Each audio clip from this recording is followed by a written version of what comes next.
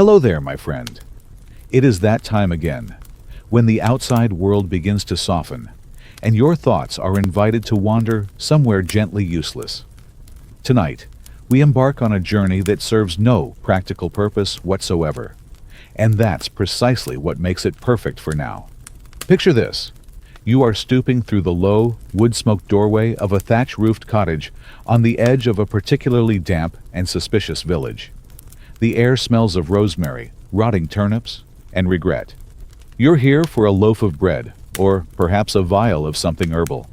And just as you step across the threshold, a black cat slinks across the stone floor, casting its shadow against the flickering tallow candlelight. You freeze. Someone behind you gasps. And from my resting place, a warped beam high in the rafters, polished by centuries of nesting pigeons and spider disputes, I suppress a creak of amusement. Of course, none of this will help you in your waking life. But here, in this slow stream of mildly interesting irrelevance, you're welcome to drift.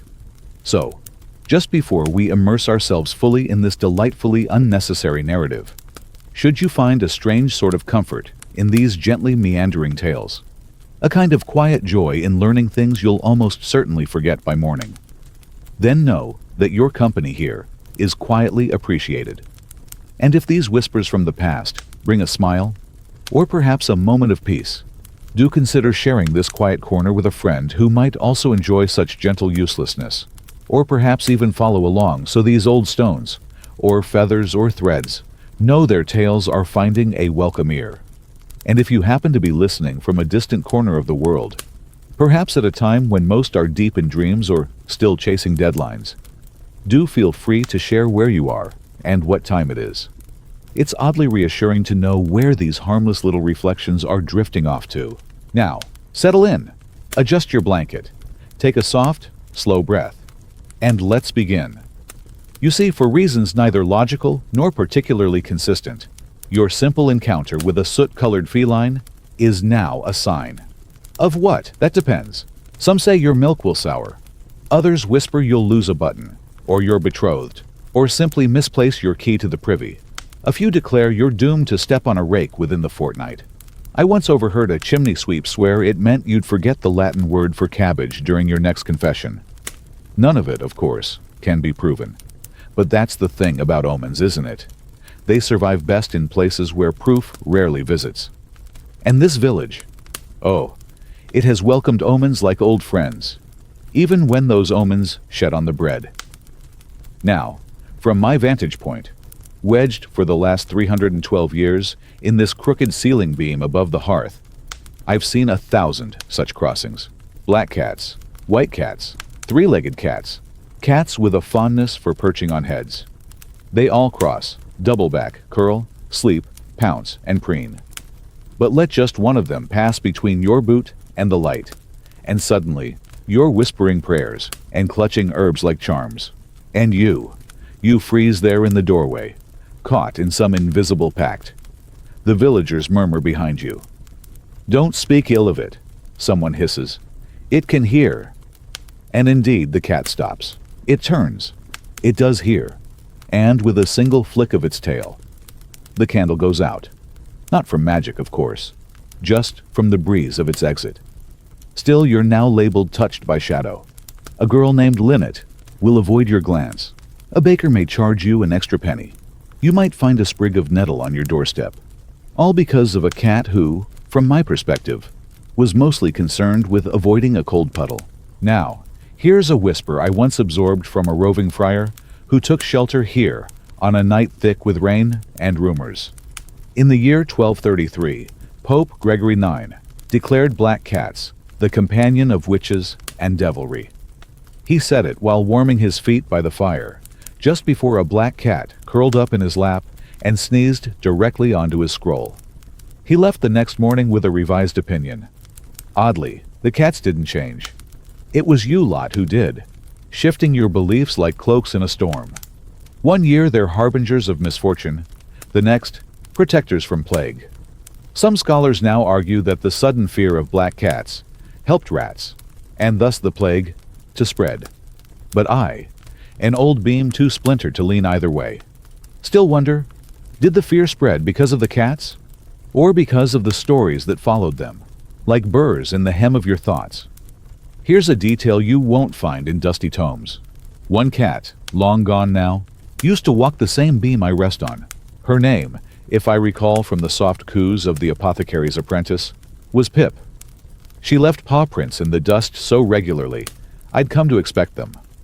One morning, they stopped. No explanation, no drama, just absence. And somehow, the old woman downstairs swore her stew never tasted quite right again, as if Pip had seasoned it with her mere presence. So tonight, if a cat crosses your path, don't panic. Don't curse. Just nod. Maybe even say hello. From where I creak and watch and remember, it's the acknowledgement that matters. The next morning is damp with the sort of dew that clings to the hems of cloaks and the undersides of thoughts. You're sitting on a crooked wooden stool beside the hearth, waiting for a concoction to steep, or possibly cool down enough not to scald your tongue, when Agatha enters. She smells of mint and mead, of goat cheese, and gossip. A basket swings from her elbow, and 7 cats follow her like very judgmental ducklings. From where I curl quietly above, tucked between soot-streaked beams and the occasional nesting wren, I observe with the fond tolerance reserved for well-worn rituals.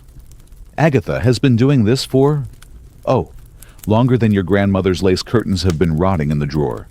And the cats, every single one of them black as spilled ink, are as much a part of her as her crooked walking stick and her habit of muttering recipes to herself. Yet, somehow, none of this stops the whispers. She keeps them to speak to the moon, someone murmured once, clutching a pouch of garlic. She feeds them from a silver bowl, another said, as if that were damning. One of them reads, insisted a child with sticky hands, though which one it was, she couldn't say. I've overheard every version, and if beams like me could blink, I might have done so at the absurdity of it all. Agatha, for her part, speaks very little. She offers you tea without words. One cat hops onto your lap, another onto your shoulder, and a third, quite scandalously, into your cup. The others arrange themselves around the fire like furry judges awaiting your testimony. Now, if I may offer a splinter of memory, I once listened. Yes, we old beams do listen. As a young witchfinder in training. They had those, apparently, recited his list of cat-related evidence. A woman found in possession of more than 3 cats, all of similar hue, may be tried for consorting with spirits. He read it with the solemnity of a man listing ingredients for porridge, and with about as much understanding. He left later that week, after a cat named Fern urinated in his boot. Divine retribution, perhaps, or just spite. But there's a truth rarely said aloud.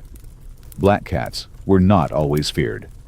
In ancient Egypt, yes, I've heard travelers mutter of it from beneath my own roof, they were revered, even worshipped. Bastet, the feline goddess, was their patron. And yet here, a woman like Agatha, with her soft heart and herbal balms, is eyed with more suspicion than the local thief. Scholars will later argue whether it was the color of the cats, the mystery of their movements, or simply the need to point a crooked finger during harder harvests that led to the fear. But I've sat above many a meal, many a fire, many a quiet conversation soaked in unease, and I suspect it was envy. Even we beams can see it. A woman with 7 cats who comes and goes as she pleases is clearly more in control of her life than most people ever manage.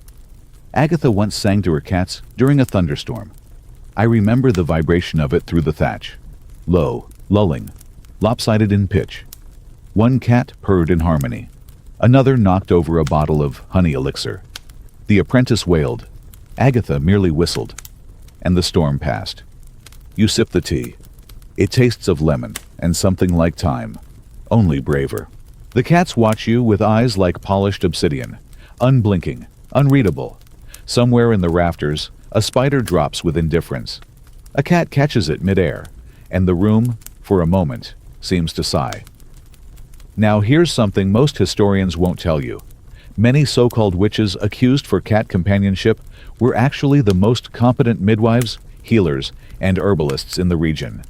They were convenient targets, especially during times of plague, famine, or suspiciously malevolent cheese. But even so, no official record mentions Agatha. Perhaps they were afraid of her cats. I remember one winter, I forget which century, when half the village fell ill. It was Agatha who delivered broth, salves, and stories. Not a soul spoke against her then. And yet by spring, when fear settled and the fever broke, the old doubts returned like nettles in a boot. And now you sit beside her, sharing tea, surrounded by 7 purring shadows. One sneezes gently, you sneeze back, and everyone looks at you like you've proposed marrying a crow. The silence stretches, but Agatha only chuckles, a sound like dry parchment turning in a forgotten book, and whispers, "You'll do." From my perch, I rather agree. Anyone who doesn't flinch at a lapful of black cat is probably worth keeping around, or at least worth sharing tea with. There is a hush that falls over the village long before midnight. It isn't the peace of sleep. No, not quite. But something older, like a held breath. A kind of listening, as though the air itself is poised to hear something ancient, and just a little ridiculous. You are staying the night in the apothecary's spare loft, a space so small your knees might file complaints. The cats, of course, have joined you.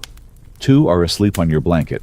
1 is curled around your shoes, and another, a particularly wiry fellow named Bramble, stares unblinking at the moon from the window ledge. He's been doing this for hours. You've checked. Several times. The candles are nearly spent. Outside, the trees are trying not to creak too loudly. And somewhere near the village well, a lone owl is muttering secrets in the language of mice. The time, according to the cracked sundial and a somewhat squashed hourglass, is roughly 11:57 p.m. That's when it happens. A meow. A long, drawling, echo-tinged meow that vibrates up the rafters and into my splinters. It comes not from the cats near you. They remain suspiciously asleep. But from below, near the hearth. A gasp. Then, a knock at the door. "Did you hear it?" asks a voice through the wood.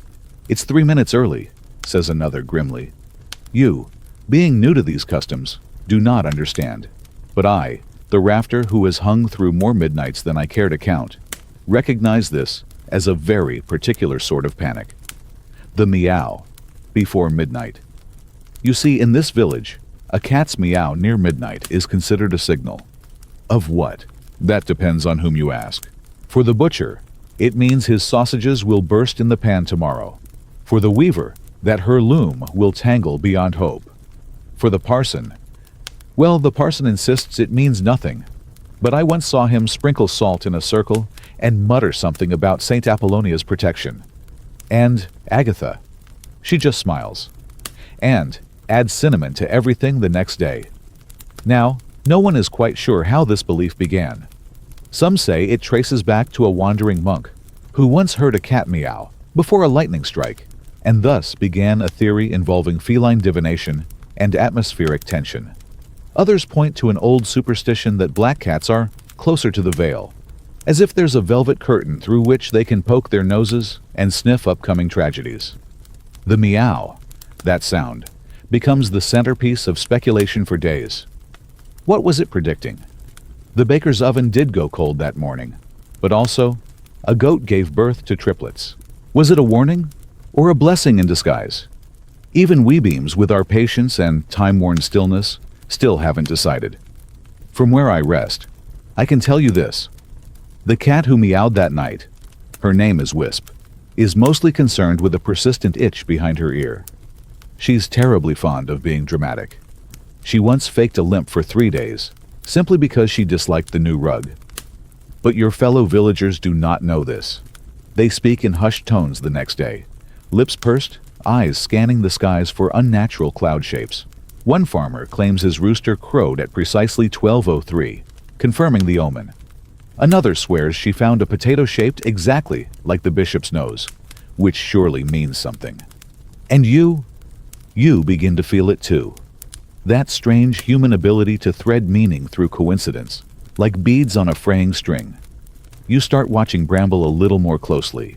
You begin to wonder what it might mean, if anything, when a cat shifts just so or blinks twice in quick succession. Here's a truth I've learned. From pigeons, from monks, from the cats themselves. Midnight is not magical. It is simply a point on a wheel. But you humans? Oh, how you love to decorate that point with shadows and stories. And maybe that's the point. One night, long ago, I believe it was during the year of the great soggy harvest, the meow came late, 1204. The village held its breath. And then, nothing happened. Except the cats got extra scraps the next day out of sheer relief. And maybe, just maybe, that was magic enough. Tonight, though, you roll over, eyes heavy, the whisper of the meow still echoing in your mind. The cats are snoring in strange harmonies. One is making gentle biscuits on your ankle, and I, the rafter above, feel the air settle again. It is past midnight, and all is well. It is well past midnight now, but you find yourself unable to sleep. The loft groans quietly with your every shift, and below, the hearth has gone to embers, glowing faintly like the last thoughts of a long day. The cats have rearranged themselves into a pattern that seems significant. Perhaps a constellation, or a protest. It's hard to say. You peer out the crooked window, your breath fogging the wavy old glass, and notice flickering torches gathering in the square. Ah, that again. I, your ceiling beam companion, seasoned by a dozen inquisitions and an unreasonable number of roof rats, recognize the glint of polished steel and anxious conviction. There is no war on, no danger prowling the hills, only a mood and a rumor, and that's always enough. Tonight it seems they've decided someone must be tried. Not in court, mind you. We're far from parchment and judges here. No, these are trials by moonlight, staged with the theatricality of superstition and all the fairness of a goat choosing its breakfast. The accused, a woman named Mara, and her cat, a sleek little thing named Inkblot, who once mistook a bishop's sleeve for a hammock. You watch from above as Mara is led to the center of the square, her hands loosely bound with twine, as if even the captors aren't fully committed. Inkblot follows of his own accord, tail high, sauntering like he owns the cobblestones. And in a way, he does. I've seen him sleep atop the statue of St. Gerulf, as if daring the heavens to object. One man steps forward with a scroll. He unrolls it dramatically, squinting to read. The ink has run from last week's rain, so he improvises. She whispered to the cat during Mass. Gasps. The cat did not kneel. A collective intake of breath. And yesterday, a chicken laid an egg with 2 yolks. Outrage. Now, my dear friend, I must offer you a historical nugget, tenderly plucked from the dusty folds of remembered centuries. During the height of the European witch hunts, circa 15th, 17th centuries, black cats were believed by many to be witches' familiars, demons in feline form, assisting with spells, or spying for Satan himself. Never mind that cats were also extremely good at catching the mice who nibbled the grain that kept entire villages alive. Priorities were different. Even the king's men once issued a decree. If a woman keepeth a cat of dark coat, and it be seen about her home oft, then may the crown consider her held in suspicion. Held in suspicion. Such a cozy phrase. As if it were a seat by the fire, and not the slow boil of fear and isolation. Back in the square, the mood teeters. Someone coughs. A cat, not Inkblot, but a ginger intruder, leaps into the fishmonger's barrel, triggering a small crisis that derails the entire proceeding for 15 minutes. When order resumes, it's clear no one knows what to do next. They cannot exactly interrogate Inkblot. He has no interest in responding to theological inquiry. He is busy licking between his toes. Finally, Agatha arrives, summoned not by call, but, I suspect, by that peculiar sense she carries, the one that alerts her to boiling milk and moral foolishness. She steps into the ring, scoops up Inkblot, and glares until even the bravest torchbearer looks at his shoes. She says nothing, merely scratches Inkblot behind the ears, mutters, "He didn't even go near the eggs," and walks away. And that, as it turns out, is that. The crowd disperses. The scroll is re-rolled and accidentally dropped into a puddle. A man tries to quote scripture but confuses Leviticus with livestock inventory. Someone laughs, quietly, like a sneeze held too long, and suddenly, everyone's pretending none of this happened. You lie back on your straw pallet, eyes heavy now. The trial was real. The logic was not. But for all their folly, these people are not cruel, just tired, superstitious, and very, very bad at distinguishing cause from coincidence. From where I rest above, I've watched entire systems of belief rise and fall because someone's goose honked at the wrong moment. Even we beams debate such things, in our own way. I once spent a decade pondering whether a cat's refusal to eat from a wooden bowl had theological implications. It didn't. The bowl was next to a draft. As the moon sets, Inkblot climbs up the outer wall with the nimbleness of the truly unbothered. He pauses at your window, glances in. You meet eyes for a heartbeat. You are not sure what has passed between you, but you feel a little less afraid of the dark. Dawn creeps into the village, not with golden fanfare, but with a sort of soggy politeness.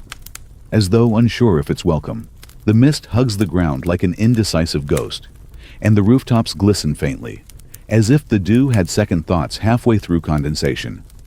You wake slowly, blink at the slanted ceiling, and feel the gentle weight of 3 cats using you as bedding. One of them has somehow acquired your sock. As you stretch and prepare for the sort of humble breakfast one might describe as sturdy, the village begins its usual shuffle of daily preoccupations. But something lingers in the air, a tension, subtle and half forgotten, like a broken lute string that still hums in sympathy with the others. You see, for all the theatrics of last night's moonlit inquisition, the real issue remains unresolved. There are mice, too many mice, and the villagers, despite their suspicions and solemn declarations of feline witchery, are beginning to confront a simple, inescapable truth. They need the cats. I've lived in this thatched roof since the winter of the bent chimney, a local event, poorly documented but highly memorable. And I can assure you, nothing motivates a village like desperation, born of vermin. The mice have declared the grain stores theirs. They have tunneled through thatch, nested in pews, and one particularly bold specimen gnawed the parish ledger during a sermon. The cats, meanwhile, have taken a passive-aggressive stance. They do not chase. They observe. They stretch elaborately atop flour sacks. They blink slowly at crumbs. They are in every way withholding their services. You wouldn't know it from the humans, of course. They scowl and mumble, claiming the cats are lazy or cursed or aloof. But I, who see all from my perch just above the storeroom rafters, have observed a different game entirely. The cats are waiting for apologies perhaps, or tuna, or simply the slow crumbling of human pride. One never knows. And this, dear listener, is where the mice had the last word. Not by force, but by sheer volume.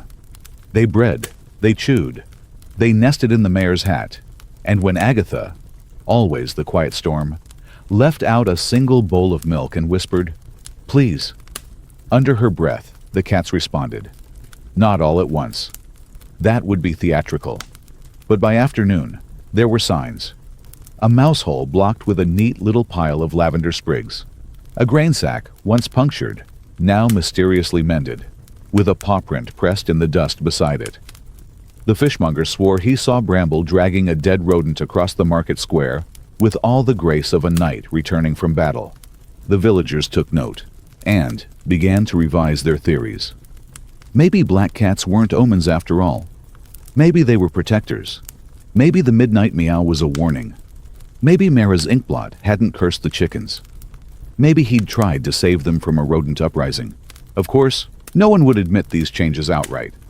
That's not how these things go. Instead, someone left out a ribbon. Someone else whispered a blessing over a saucer of cream. And a child was overheard telling her doll, "If the cat crosses the door, it means we're safe now." Now here's a curious scrap of fact, perhaps as true as any that filters through rafters and rumor. In some parts of medieval Europe, black cats were believed to bring good luck, particularly in maritime communities, where sailors' wives kept them to ensure their husband's safe return. A belief forgotten inland, where fewer ships docked and more bread went missing. Yet, I suspect the cats remember. I remember one. She had a torn ear and a hiss like a cracked bell, who spent every Sunday curled beside the hymnals, never purred, never moved, just stared, until a mouse dared rustle near the pulpit. Then, like wind through a keyhole, she moved, and that was that.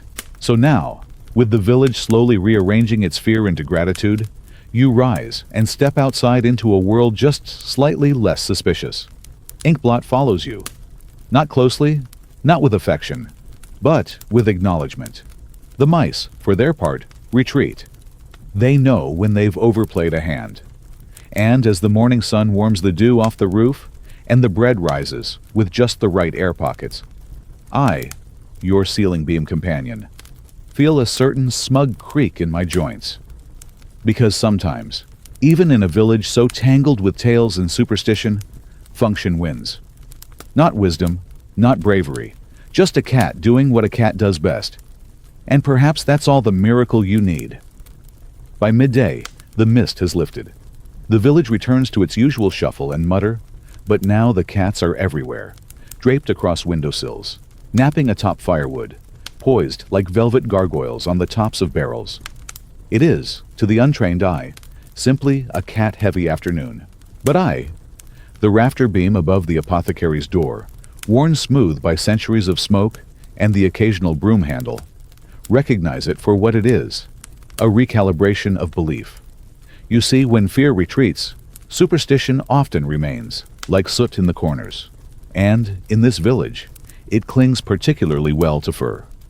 Take, for example, what happened this morning. The baker's apprentice, a spotty youth with an unfortunate mustache and a fear of butter, tripped over a sleeping cat on his way to stoke the oven. He wailed, flailed, and landed face first in a basket of day-old rolls. No one blamed the rolls, or the step, or his own lack of coordination. No, they blamed the cat. "It was a sign," muttered the miller. "An omen," said the tanner. "A curse," shrieked the boy, half choking on crust. Though, to be fair, he also believed sneezing near parsley invited the spirits of former goats. And yet, moments later, when the loaves emerged golden and perfect from the oven, the same villagers whispered that perhaps the cat had been helping. A baking familiar, a furry guardian of yeast. Even now, as you nibble on a crusty heel of bread and sip something that might be mead or slightly optimistic vinegar, a small black cat curls on your feet.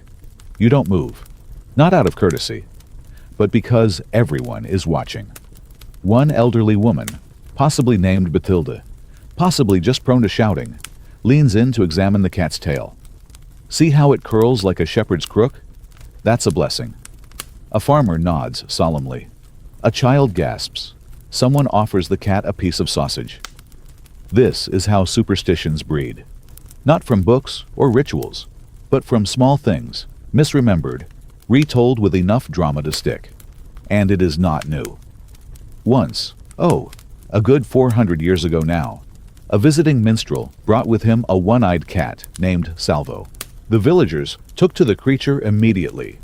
Said he sang with the lute. He didn't. Said he could predict rain by sleeping in the oats. He preferred the oats. They were warm.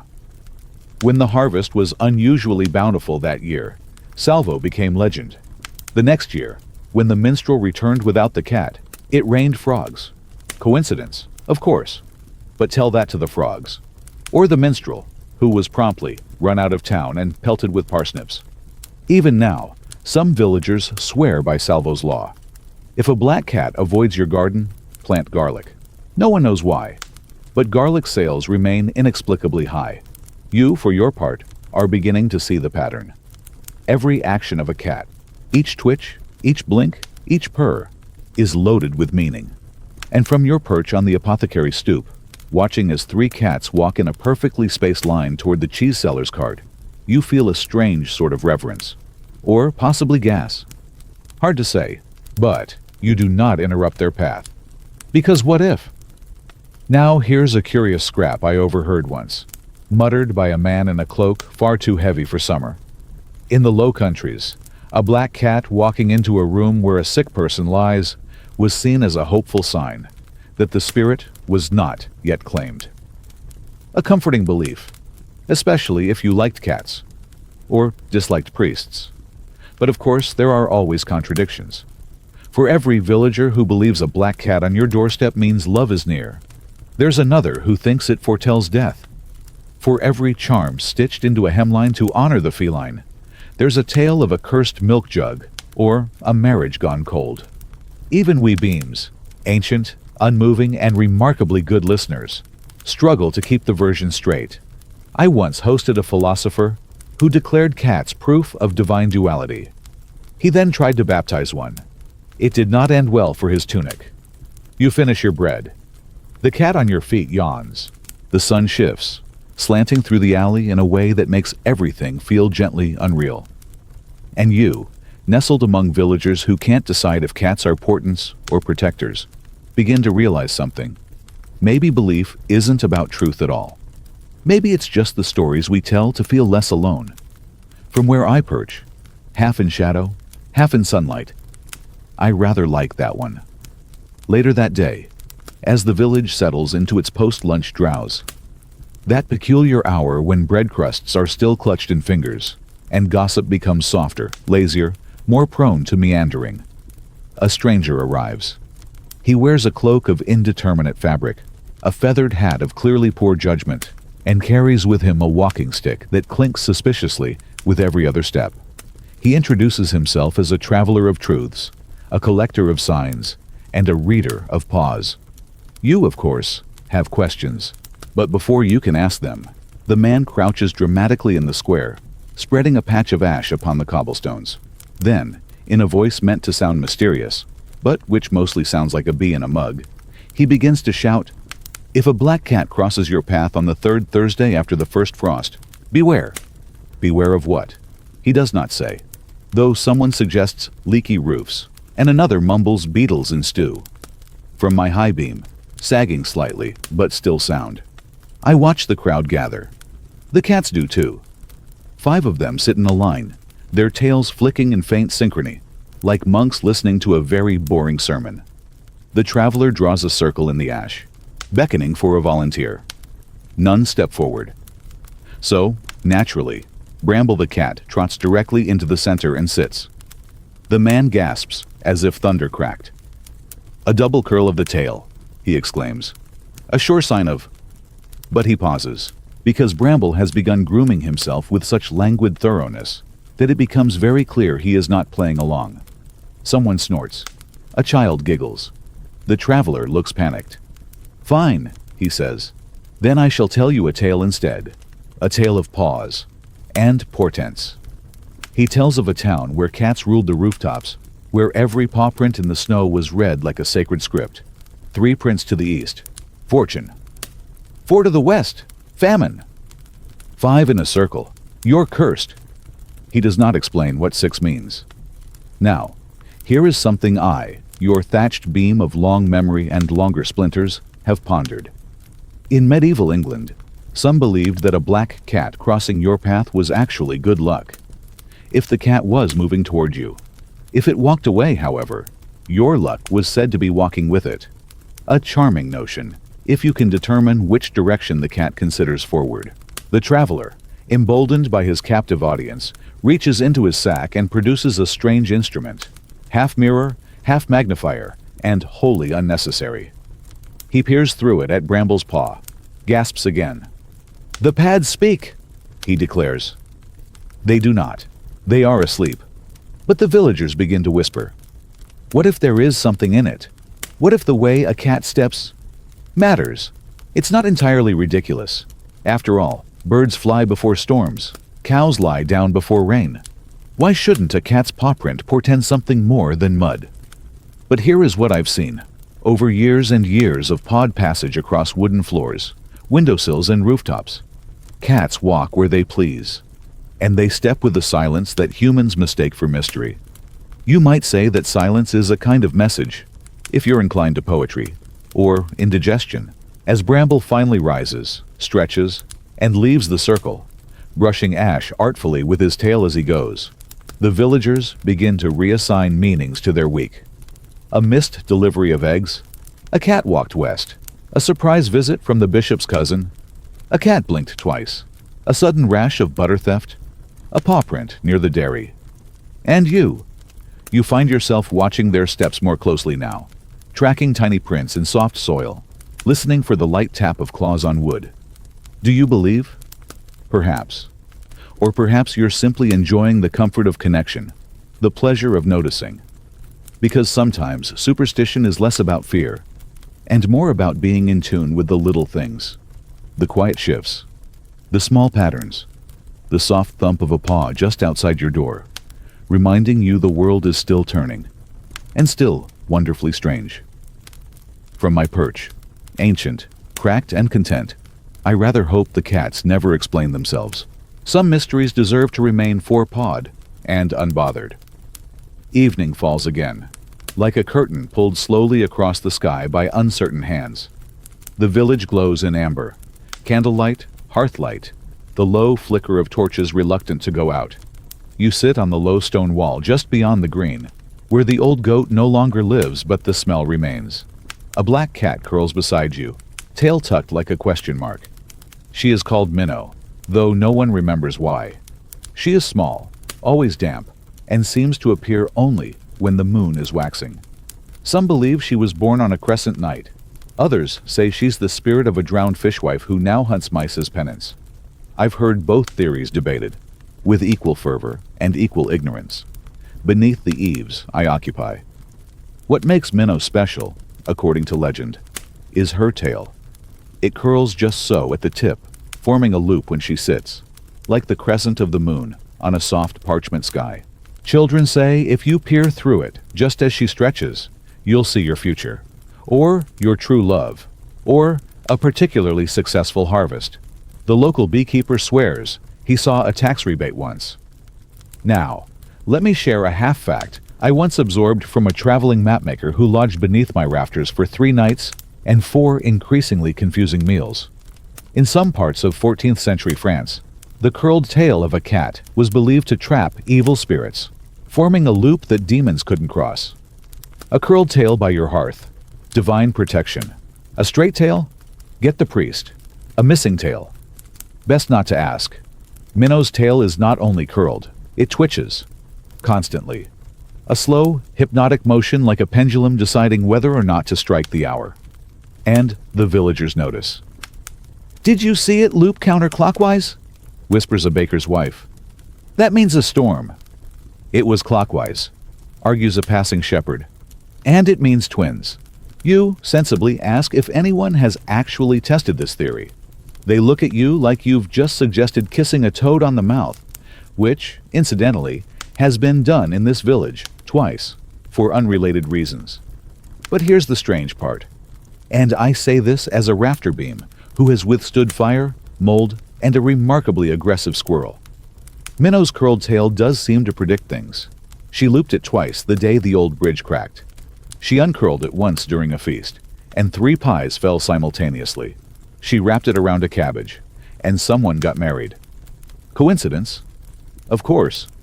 But compelling? Absolutely. And you, sitting beside her, the scent of moss and mead in the air, begin to feel the tug of it too. That need to connect things. To read the world in paws and tails and twitching whiskers. It's not foolishness, really. It's pattern seeking. The same instinct that teaches sailors to watch the birds and monks to read the sky. Only here, in this village of creaking doors and candlelit fear, the signs happen to have fur. Minnow uncurls her tail. She leaps off the wall. A heartbeat later, thunder rolls faintly in the distance. The villagers will talk about it for a week. They'll say, "She knew." They'll say, "It's always the tail." They'll forget the gathering clouds, the scent of ozone, the ache in old joints. And maybe that's fine. Maybe belief doesn't require proof. Maybe it just needs enough people to nod at once. You stand, stretch, feel the stiffness of the day retreat from your limbs. Minnow vanishes into the growing shadows like a ghost who never learned to haunt. And I, still creaking above it all, wonder, do the cats enjoy this power? Or are they just very good at being cats? and very patient with your need for meaning. I've never asked them. I suspect they'd lie. But with style. There is an alley behind the cobbler's shop that does not appear on any map.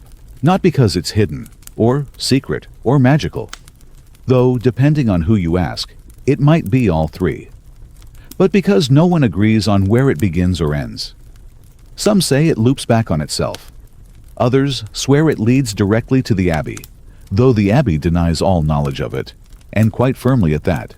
The alley is narrow, just wide enough for a cart missing one wheel and most of its ambition, and paved with stones so smooth they glisten like old bones after rain. And it is always a little too dark, even at noon, even when the sky is clear, even when someone insists on lighting a lantern, which never stays lit for long. You find yourself there this evening, quite by accident. You were following a cat. Of course you were. A small one. Black, obviously, with a crooked ear and an air of intentional mischief. You think its name might be Clover, though it hasn't been confirmed. In this village, cats don't often wear names. They borrow them, shrug them off, trade them for better ones. Clover disappears into the alley, and naturally, you follow. Now, let me warn you, as your ancient companion in the rafters of memory, that this alley has opinions. It dislikes haste, it distrusts boots with squeaky soles, and it especially disapproves of loud declarations like, "I'm not afraid of alleys." But what it loves, above all, is whispering. Not just the soft talk of gossip or the rustle of parchment, but real whispering, the kind with secrets in it, the kind that thinks it might not be heard, but hopes it is anyway. And tonight, the alley is alive with whispers. You pause, tilt your head, you hear your name, or maybe someone else's name that sounds like yours in a dream. You hear a recipe for soup that includes one black feather and a wish. You hear a cat, not Clover, muttering what might be Latin. Backwards. I've heard it too. Many times. Some say the cats speak in the alley. That here, and only here, they drop the act and reveal their true voices. Deep, gravelly, slightly bored.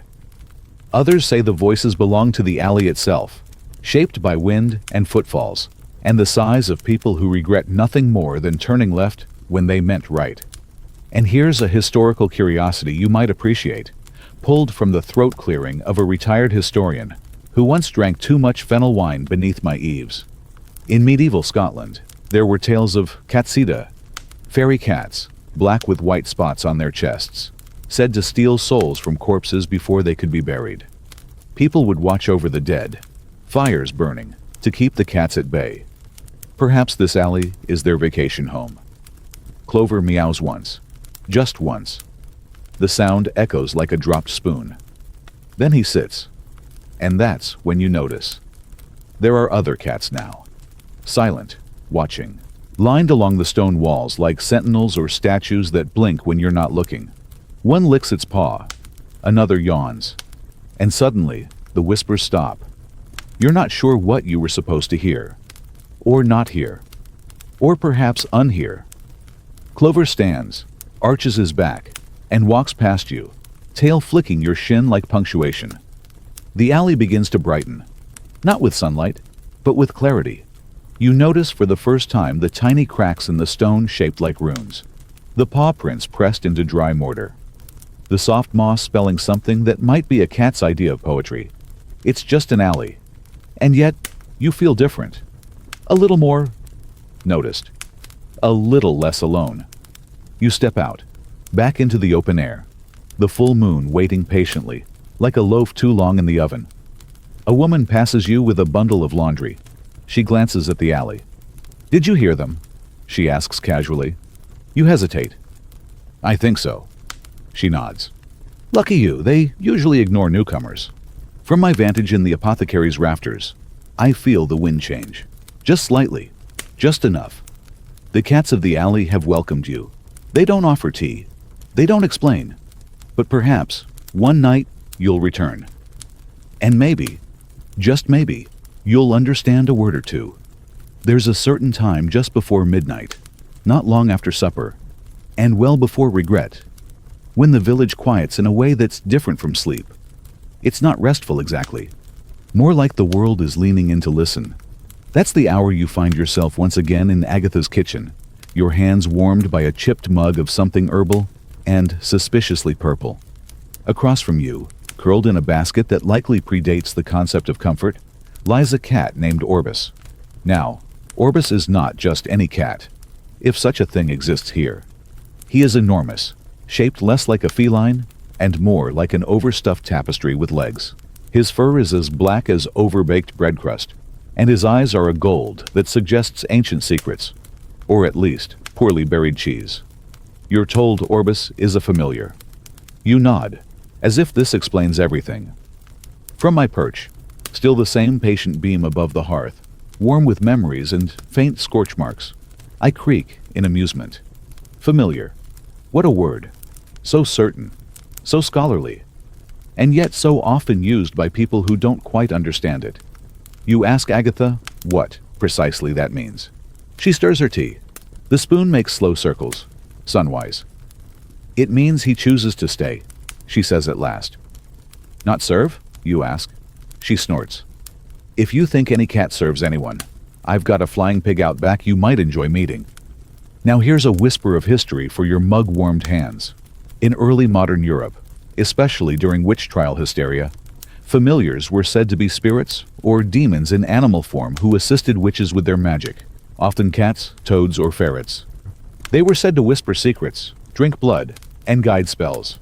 More often, they were just very good pets. Records from the 1645 Chelmsford trials mention a cat named Pyewacket, accused of being a familiar and probably guilty of knocking over inkpots. The court was scandalized. The cat was unimpressed. Orbis, for his part, does not perform tricks. He does not levitate, or glow, or recite poetry. He simply is. He blinks slowly at you. It feels like a challenge, or a lullaby, or both. And here's the foolishness. It works. The mere presence of Orbis, all purr and wait and watching, makes you believe. Not in demons or hexes, or the turning of frogs into courtiers, but in something softer, in the power of being seen, chosen, sat on. He's just climbed onto your lap. Agatha continues sipping, not bothering to hide her smile. He's done that for 3 people in the last 20 years, she murmurs. One of them left to become a midwife. One now speaks to bees. The third married a barrow wight, I think. You try not to move. Orbis purrs. The sound is low, dense, like a storm under your ribs. And here comes the folly. Because you find yourself hoping this means something, that you're special, chosen, marked by fur and fate and feline approval. The truth, from this old, creaking stretch of roof that has watched generations come and go, is simpler. You are warm, still, soft, and not currently holding anything sharp. Cats are practical. But belief, now that's the real trick. And it works both ways. Orbis stays on your lap the entire evening. You stop asking questions. Agatha stops answering them. Outside, the wind stirs gently, and a broom topples in the alley, startling exactly no one. You think of all the tales, of cats guiding witches, of familiars sipping from chalices, of spells cast with nothing but a glance and a tail flick. And you smile, because whether any of it is true doesn't seem to matter. What matters is that tonight, a cat decided you were furniture, and somehow that means you belong. The rain arrives quietly, as it always does in this village. Not as an event, but as a suggestion. A polite drizzle that dapples windows, thickens the scent of hearth smoke, and urges the cats into loaf position across every available flat surface. You're in the scriptorium today, not because you belong there. Your Latin is laughable, and your calligraphy worse, but because Agatha sent you to fetch dried rose hips from a friar who hides them in scroll tubes labeled Trinitatis Commentary. The friar, Brother Thistle, greets you with the usual degree of distracted hospitality. Yes, come in. Mind the quills. Don't pet the manuscripts. They bite. You're not sure if he's joking. You step gingerly across the uneven stone floor, past rows of ink-stained desks and shelves stacked with knowledge both noble and nonsensical. It smells of mold and revelation. And then you see it. A single sheet of parchment, spread across a table beneath a flickering beeswax candle. The text is meticulous, illuminated, bordered with vinework and what appears to be a confused duck. And right in the center of it, a paw print. Not delicately pressed, not symbolic. A full, inky smudge, trailing slightly as if the cat had wandered across mid-stretch, tail raised in casual irreverence. Brother Thistle gasps, as if seeing it for the first time, though it's clearly centuries old. "Ah," he says solemnly, "the mark of Catus Interruptus." You wait for him to explain. He doesn't. So I will. From my perch, in the rafters of a different chapel once, I witnessed such events regularly. Scribes hunched over sacred texts, painstakingly rendering letters with reverent hands, only to have a cat traipse through, smudging, shedding, occasionally sitting squarely on the inkpot. It was chaos. It was art. And here's a delightful historical truth, as real as rain in your boot. Many surviving medieval manuscripts bear accidental cat paw prints, physical evidence that these supposed vessels of the divine were, in fact, cohabited by creatures wholly disinterested in their importance. One famous example, now in the Dubrovnik Library, has a margin note that reads, "Cursed be the cat who stepped on this page." Scholars argue over whether these marks were respected, ignored, or quietly rewritten. But I, having witnessed monks cry over stained psalms while petting the culprit, suspect it was all of the above. Brother Thistle leans in, peering at the paw print as though it might yet twitch. "They say," he whispers, "that if a cat interrupts your writing, it means you're not writing the truth." He winks. Or that the cat was hungry. You touch the edge of the parchment. The ink is long set, faded brown, like old toast. But the paw print remains. Bold, irreverent, immortal. It strikes you then.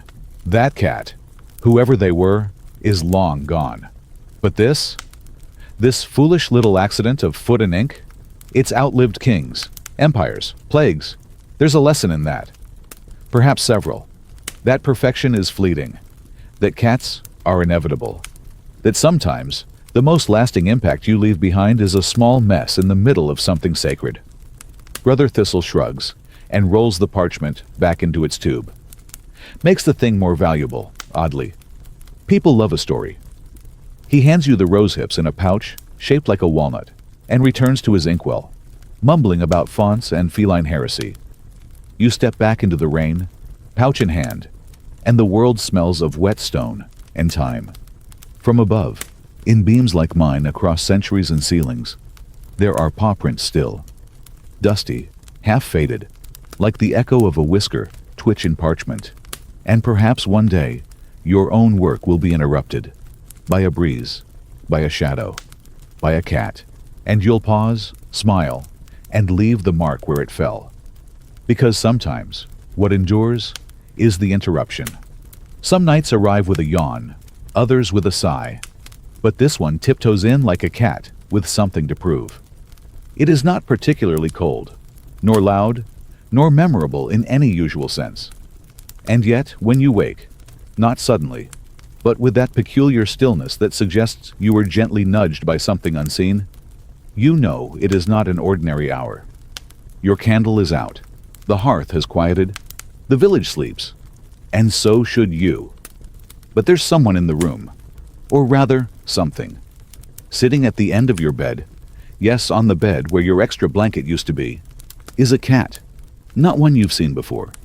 She is small, impossibly neat, with fur the color of unspoken apologies. Her eyes are mismatched, one pale green, the other the soft gray of overcast skies. And she's staring at you in that way cats do when they're either about to leave forever or ask for food with unsettling persistence. You sit up, slowly. She does not move. I watch, of course. I always do. My beams above you creak just slightly, not from age, but from the weight of curiosity. This cat does not belong. And yet, she does. She blinks once, then twice, and then she speaks. Oh, not aloud. Don't be silly. Her mouth remains still. But the message reaches you anyway. Like a dream, half remembered, or a scent you know, but can't name. It's time. Time for what? She does not say. Instead, she hops down, walks toward the door, looks back. And you. Because you're the kind of person who once followed a cat into a whispering alley and lived to question it. You follow. Outside, the village is veiled in fog. The kind that feels like secrets. The kind that softens the clatter of your thoughts. The cat, let's call her Morrow, leads you down streets you know and yet have never seen this way. Past the weaver's loom, which clinks in the wind, though no one's touched it in hours. Past the inn, where a light flickers behind drawn curtains, and someone hums a tune that hasn't been sung in 50 years. And then, into the cemetery. Not the big one, mind you. Not the one with polished stones and weekly visits and sad flowers. No, this is the other one. The forgotten one. Where the stones have all fallen inward, and the moss covers names, and the fence leans out, as if trying to keep something in. You hesitate. Morrow does not. She walks to a particular stone, rounded, cracked, unmarked, and sits. You kneel beside her, unsure what you're meant to see. But there, just beneath the ivy, you spot it. A paw print. Carved. Very old. Delicate even. Like someone tried to make it look accidental. And somehow you know, this is not a grave. This is a promise. A reminder that someone once loved a cat enough to mark time with its shape. To say, this creature mattered. This one saw me. This one stayed. I've heard tales of such things. In Spain, a baker built a shrine for the cat who saved her bread from fire. In Prague, a cathedral kept a small patch of fur in a reliquary, mistaking it for a saint's beard. In a monastery not far from here, a cat's favorite pillow was preserved for 300 years. Simply because no one had the heart to move it. These stories do not make it into the books. But we rafters, floorboards, pews, and fences, we remember. Morrow stands, presses her forehead against yours. You feel, not warmth, exactly, but recognition. That rare, strange feeling that something ancient has noticed you and approved. She turns, walks back into the mist. You try to follow, but of course, she is gone. And it's just a grave again. Just a stone. Just moss. But when you return to bed, your blanket is folded neatly at the foot. And your dreams are strange, filled with fur and stars, and a meow that echoes like a bell from underwater. And in the morning, you find a single black whisker on your pillow, still warm. It begins, as so many village dramas do, with soup. More specifically, bad soup. A watery, under-seasoned affair with the consistency of apology and the flavor of suspicion. The widow Marlene serves it with her usual scowl, and the villagers try to be polite, which, in this village, means only complaining once. But someone, and no one quite agrees who, mutters the fateful words, "Must be cursed." That's all it takes. A single whispered theory in a room of half-empty bowls, and suddenly, the soup isn't just disappointing, it's malevolent. By sundown, the rumors have outpaced the facts. She stirs it counterclockwise. That's how it traps your luck. There's nettle in it, or worse, absence of nettle. A cat licked the pot. Everyone knows that summons misfortune. And there he is, the alleged culprit, sitting contentedly on Marlin's roof, licking his paw with the slow, smug rhythm of one who has no interest in defending himself. His name is Crispin. He is black, obviously, and deeply unbothered by human scandal. From where I linger, an old exterior beam above Marlene's kitchen, stained with both smoke and secrets, I watch it all unfold. Crispin was never particularly liked, not because of his color or his silence, but because he never begs. That's unsettling in a village where even the priest occasionally hints at second helpings. He watches you now as you pass, his eyes half-lidded, tail twitching. You pause. Consider apologizing for the villagers on their behalf. Decide instead to offer him a piece of smoked herring you borrowed from someone who was never going to finish it anyway. He accepts, briefly, then continues licking his paw as though you weren't worth the energy of acknowledgement. Inside, Marlene is defensive. "Cats don't curse soup," she snaps. Crispin's paws are cleaner than half your ladles. And here's where things get fuzzy. The very next day, the tanner's horse throws a shoe. The same day, the fishmonger slips on a cabbage. A child sneezes 5 times in a row. You see where this is going. By dusk, someone scrawls a chalk sigil on Marlin's door. It's not even a real sigil. It's just a drawing of what appears to be a turnip with fangs. But the intent is clear. Marlin is undeterred. She sharpens her spoon like a weapon. Crispin naps in her lap, with the indifference of royalty. Now here's a historical morsel for your simmering thoughts. In early 17th century Essex, accusations of bewitching food or causing illness via proximity to a cat were often used to isolate elderly women, especially widows with strong opinions and too few visitors. No evidence was needed, just a sigh, a coincidence, and a convenient cat. But in this village, unlike those less fortunate corners of history, the tide turns quickly, because on the 3rd night, as the moon sharpens into a silver coin, the village wakes to a scream. Not a tragic one, a triumphant one. The blacksmith's wife has given birth. A boy, strong, red-cheeked, already squinting with disapproval. And who should be spotted outside the window at that very moment? Crispin, perched on the sill, watching. The next morning, the story shifts. He must have blessed the child. A protective spirit, clearly. The soup was a test. We misunderstood, as we often do, with cats. Crispin makes no comment. He is busy licking his shoulder, possibly in the shape of a rune, possibly just itchy. Marlene raises the price of her soup. It tastes the same. Everyone swears it's better. And you, dear listener, still cradling the memory of Morrow's midnight visit, still thinking about paw prints on parchment and whispers in alleyways, find yourself smiling.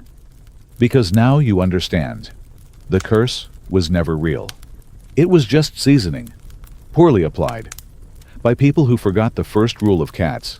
They do not curse. They do not bless. They simply are. And that somehow is more powerful than either. From my weathered perch, I sigh. Because I too have seen curses rise and fall on nothing more than a look from a fur-covered eyebrow. Let Crispin lick his paw. Let him sit on soup pots and stare at infants and walk across bread. He doesn't cast spells. He reminds you that maybe, just maybe, the story is yours to write. Even if someone else sheds all over the ending. The village has seen eclipses before, but not like this. Tonight, the moon is devoured not with drama, but with restraint. A slow, creeping bite, like a nervous child unsure about an unfamiliar pie. The sky darkens, not suddenly, but with the slow gathering of hush. Even the breeze seems to hold its breath. You join the others in the meadow just beyond the goat fence. The villagers are here, not for science or spectacle, but for something older. A feeling, a tradition stitched together from scraps of truth, fear, and something else entirely. Cat watching. Yes, cat watching. Because here, during an eclipse, the cats are said to know. They are brought out with quiet reverence and carefully set upon fence posts, laps, and window ledges. Some resist, others bask in the attention. The theory, if it can be called that, is simple. The direction a cat's ears twitch during an eclipse foretells what kind of year it will be. Backward twitch, a year of illness. Forward, a good harvest. To the side, an unexpected visitor bearing news. No twitch at all, a marriage. Both ears, a goat uprising. Long story. You sit near Agatha, who has balanced Bramble on a small stool, as though he were a royal heir being crowned by Shadow. His expression is pure disdain. His ears, thus far, perfectly still. The eclipse begins in earnest now, moon paling into copper. All eyes, not on the sky, but on the cats. A whisper runs through the crowd. Did you see that? I swear Minnow twitched left. No, that was a sneeze. Shh. Clover's ears just did a thing. From my long-settled place in the rafters of your memory, for I stretch far beyond the apothecary now, into beams above barns and chimneys and chapels, I listen with fondness. Because the truth is, this ritual began from one moment, long ago, when a cat yawned during an eclipse, and a farmer's wife conceived twins that same night. No one knew why it stuck, but it did. And now it lives on, nestled between stars and whiskers. Now, let me lean in with a historical thread. Ancient Norse legends spoke of Freya, goddess of love and fertility, who rode a chariot pulled by cats. Some believed cats were attuned to celestial shifts, drawn to eclipses, comets, and the waning of stars, which may explain why the old priest, who denounces superstition each Sunday, is now holding a squirming kitten and whispering, "Just one ear, please." The eclipse peaks, darkness blooms, shadows curl where they shouldn't. Bramble lifts his head, his left ear twitches, then the right gasps.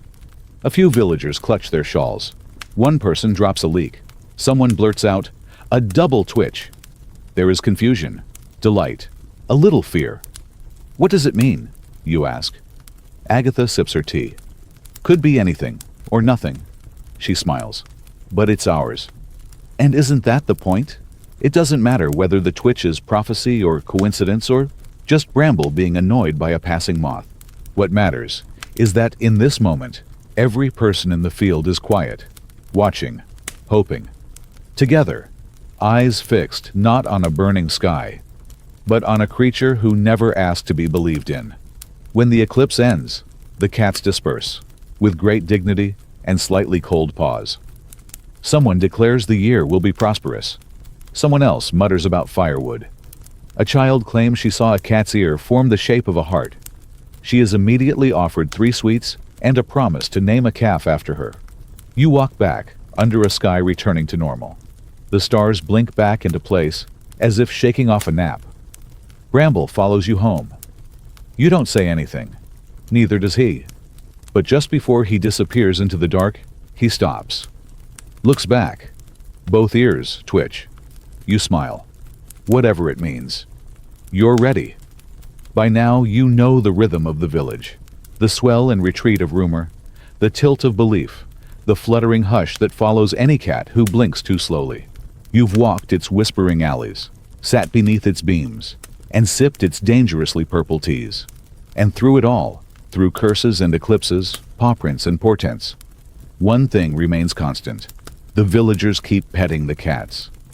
No matter how many stories wrap themselves around the creatures like smoke around chimneys, no matter how often someone insists that a black tail crossing your boot is a sign of impending doom, no matter how many times a bowl shatters after a feline blink, they still pet them. Even the parson, who once declared all familiars to be theologically suspect, is often found absent-mindedly scratching Minnow behind the ears during sermons. She purrs. He pretends not to hear it. Everyone pretends not to see. From my perch, an old, knotted beam over the apothecary's kitchen, more dented now than whole, I can tell you, this village doesn't believe in cats. It lives with them. There's a difference. To believe is to expect obedience, clarity, order. To live with is to accept mystery, to welcome contradiction, to understand that something can be sacred, mischievous, and shedding, all at once. I have heard every kind of superstition uttered beneath me. A cat who sneezes means rain. A cat sleeping belly up means no one will visit. A cat who stares at the wall is seeing the future, or mice.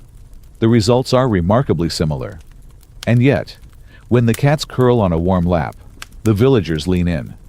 When a cat settles beside a bed, they sleep easier. When a cat returns, after days of vanishing into the woods, or the Abbey's basement, there is joy. Real joy. Not magical, not ominous, just comfort. Here's a final scrap for your pocket, gathered from the lips of an old traveler who once stayed in the village long enough to lose his boots, but not his wonder. In 10th century Japan, cats were believed to protect sacred texts from rats and insects. They were even painted in Buddhist scrolls as guardians of enlightenment, not because they understood it, but because they made its preservation possible. That's the trick, isn't it? Cats may not mean to guard your soul, your secrets, or your soup, but they do. And you, yes, you, now carry them in your thoughts. You glance at shadows differently. You pause at doorways. You greet alleyways with quiet respect. Tonight, you sit by the hearth. The fire is low. The room smells of wood smoke and fennel. A cat. You're not sure which one anymore. They've begun to blur together in your heart, climbs into your lap and settles. A perfect wait, a familiar silence. You scratch behind its ears. It purrs. Somewhere, a spoon clatters. No one panics. Because maybe the cat caused it. Maybe not. Maybe it doesn't matter. You sip your tea. The stars blink overhead. And I, your patient, ever-watching beam, feel you relax. That's all I've ever wanted. To see someone learn that peace is possible in the presence of absurdity. That not everything needs to be explained. That a life with mysteries, paw prints, and purring is a life well lived. And should the cat twitch its ears in the middle of the night, and you wonder what it means, just smile, pet it, and let the story be yours. Now, my dear listener, the candles have guttered. The stars above the village are still, their glitter softened by night's deep hush. Even the alley has stopped whispering, and the cats, all of them, have curled into shadows or dreams. You too may curl now. Breathe slowly. Feel the weight of your blankets, the softness beneath your limbs, the warmth of a cat-shaped memory against your side. Whether real or imagined, it purrs all the same. Let the echoes of superstition dissolve into something gentler. Let the paw prints of strange beliefs trail behind you. Not like fear, but like snow, you no longer mind stepping in. From my beam, I creak once. Not out of age, but contentment. You listened. You wandered. You wondered. And now, as your thoughts slow and your breath deepens, may you feel, if only faintly, that somewhere, in some forgotten eve, a very old creature who has watched 1,000 dreams drift past is wishing you a peaceful night. No omens, no portents, just this. You are here, and you are safe. Sleep well, little one. The cats will watch the stars a while longer. Sweet dreams.